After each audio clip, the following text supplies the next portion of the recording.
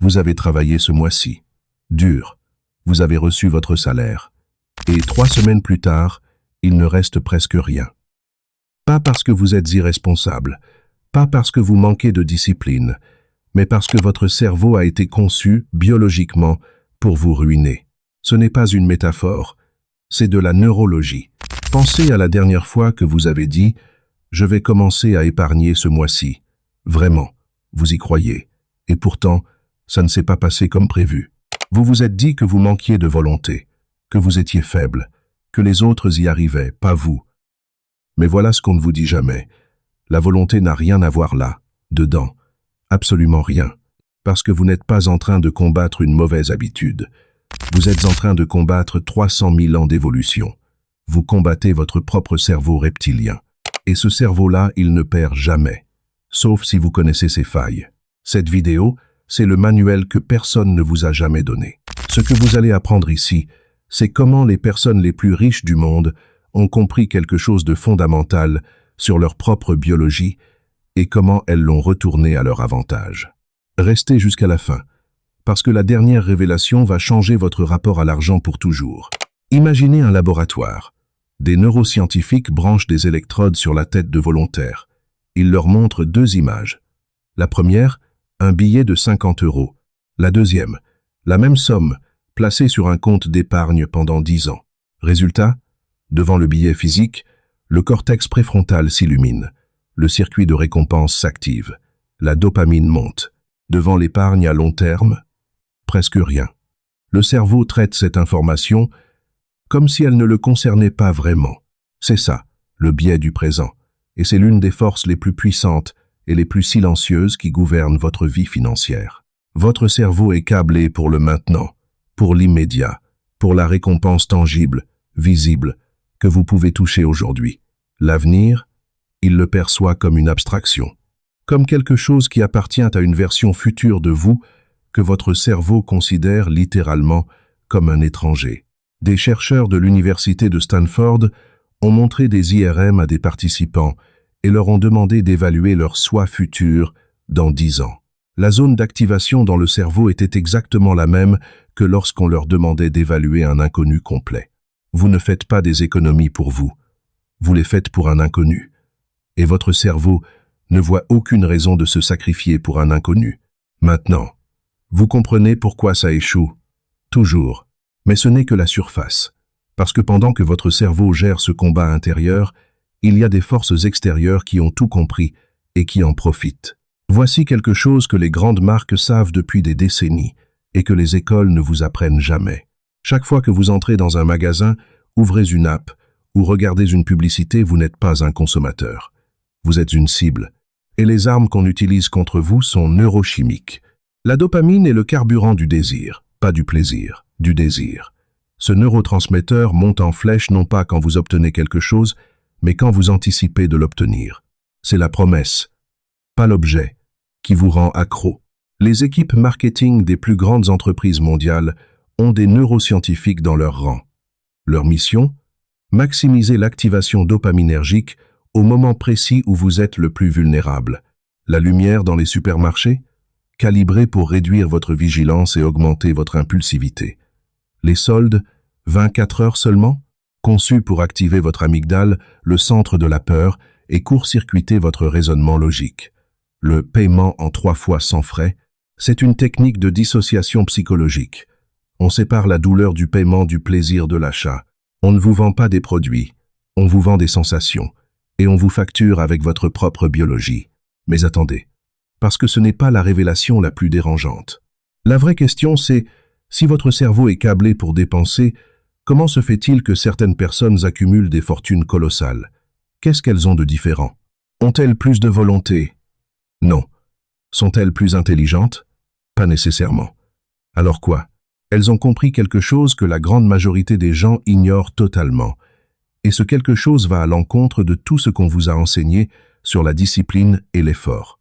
Warren Buffett a dit une chose qui a semblé banale à la plupart des gens. Il a dit « Ne vous fiez jamais à votre volonté pour gérer votre argent. Pas de discours motivationnel, pas de « levez-vous tôt et travaillez dur ». Il a dit « Contournez la volonté. » Complètement. Parce que la volonté est une ressource limitée. Les neuroscientifiques appellent ça l'épuisement de l'ego, ego-déplétion. Chaque décision que vous prenez dans la journée consomme une partie de cette ressource. Le soir venu, votre capacité à résister à la dépense impulsive est proche de zéro. C'est pour ça que la plupart des achats compulsifs se font en fin de journée. Les personnes financièrement puissantes ont compris ça. Alors elles ne luttent pas contre leurs impulsions. Elles construisent des systèmes qui rendent leurs bonnes décisions automatiques. C'est ce qu'on appelle l'automatisation radicale. Et c'est l'une des techniques les plus redoutables de la reprogrammation financière. Le jour où vous recevez votre salaire, avant même d'en voir la couleur, un virement automatique part vers votre compte épargne, vers votre portefeuille d'investissement, vers votre fonds d'urgence. Vous ne décidez pas, le système décide pour vous. Votre cerveau ne peut pas résister à une tentation qu'il ne voit jamais. Mais il y a une couche encore plus profonde. Parce que l'automatisation, c'est la technique. Ce qui la rend possible, c'est quelque chose qui se joue bien avant dans les croyances inconscientes que vous avez sur l'argent. Voici une vérité dérangeante. La majorité des gens ont une relation émotionnelle à l'argent qui sabote chacune de leurs décisions financières. Et cette relation, elle a été programmée dans leur enfance. Quand vous étiez enfant, qu'est-ce que vous avez entendu sur l'argent? L'argent ne fait pas le bonheur. Il faut travailler dur pour gagner sa vie. Les riches sont des profiteurs. Ces phrases, innocentes, en apparence, ont construit une architecture mentale qui gouverne encore votre comportement aujourd'hui. On n'hérite pas que des yeux de sa mère ou du nez de son père. On hérite de la psychologie financière de ses parents. Et la plupart du temps, c'est une psychologie de la pénurie. La psychologie de la pénurie. C'est là que tout se joue. Une étude publiée dans Science, menée par des chercheurs de Princeton et Harvard, a démontré quelque chose de bouleversant. Lorsqu'une personne ressent de la pénurie de temps, d'argent, de ressources, son cerveau entre en mode tunnel. Il focalise obsessionnellement sur le problème immédiat. Et en faisant ça, il perd environ 13 points de QI fonctionnel. 13 points. Ce n'est pas une question de capacité intellectuelle. C'est une question de bande passante mentale.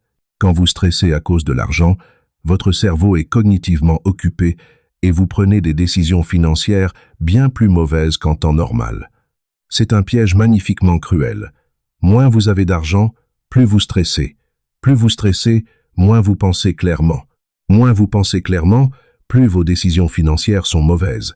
Et plus elles sont mauvaises, moins vous avez d'argent. C'est la spirale de la pénurie.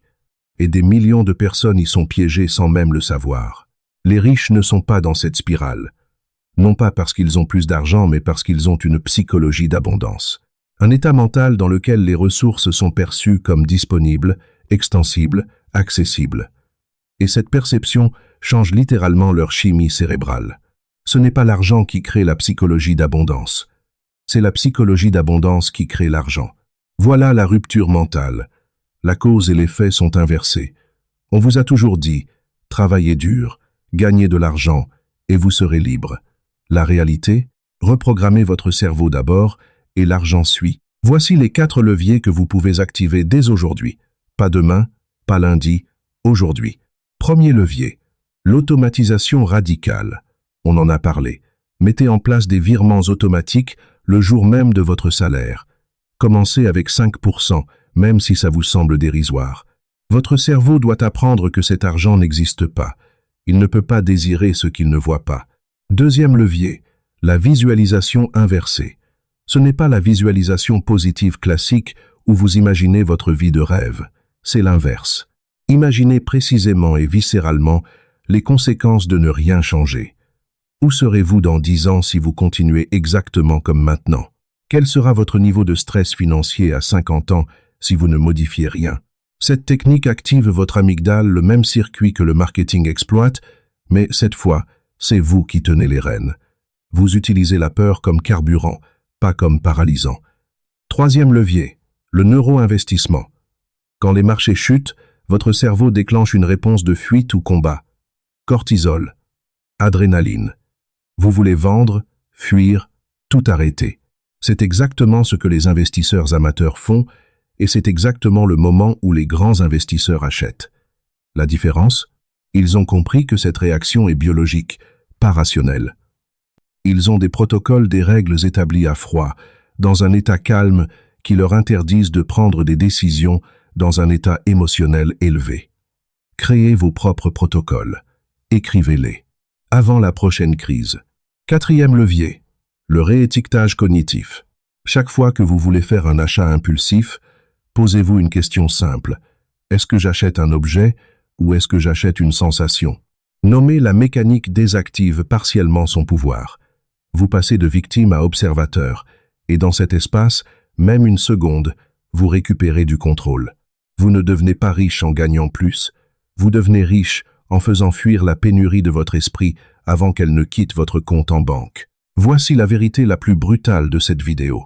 Ce n'est pas l'économie qui vous retient, ce n'est pas le gouvernement, ce n'est pas votre salaire, ce n'est pas la conjoncture, ce n'est pas la chance. C'est vous, c'est votre cerveau non reprogrammé. C'est la voix de votre père ou de votre mère qui dit « l'argent c'est compliqué, c'est pour les autres » et que vous avez gravé dans votre architecture neurale à 7 ans. Chaque jour que vous passez sans comprendre comment votre cerveau fonctionne face à l'argent, vous jouez une partie d'échecs contre un adversaire que vous n'avez jamais vu. Et pendant ce temps, des entreprises de milliards de dollars, des algorithmes entraînés sur des milliards de comportements humains jouent contre vous, avec toutes les cartes. La bonne nouvelle? Une fois que vous voyez le jeu, vous ne pouvez plus ne pas le voir. Vous êtes sorti de la matrice, et ceux qui sont sortis ne reviennent jamais en arrière. Les riches ne travaillent pas plus dur que les autres.